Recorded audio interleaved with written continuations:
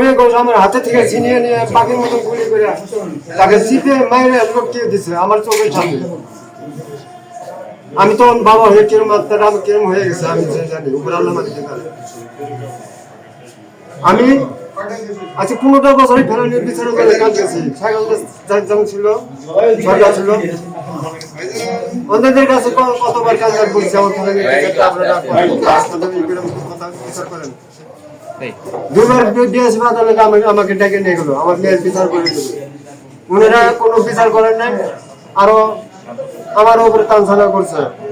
আমি এই কারণে এখন বিচারটা শুরু করে আছে ভারতে, বিচারটা অনেকদিন থেকে ঝুলে আছে। যেহেতু আমি এখন বয়স আমার হয়ে গেছে, হীন হয়ে গেছে, আমি যে সরকার আসুক আমি বিচারটা দেখতে চাই, বাইরে থাকতে আমি দেখতে চাই। যখন আমার সামনে গুলি করে একটা বাবা এখানে একটা চিল্লানি মারো, আমি তো তখন বেহুশ হয়ে গেছি। আমি দেখছি ভারতে যে আরো অন্যান্য বিএসএফ ছিল সবাই ফেলানিকে ধরে নিছে। গুলি লাগার পরেও তাকে ধরছে, ধরার পরেও তাকে আমার চোখের সামনে চিঠা মারছে, মাইরা কাটা থানে ঝুলে দিচ্ছে।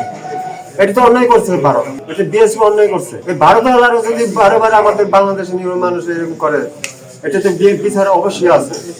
আমি চাই ট্রাইব্যুনাল জানি কোনো ফেলানি বিচারটা হয়, যে ফেলানি বিচারটা যদি হয় আর কোনো জানি সময় মানুষ মারা সৎ পাবে।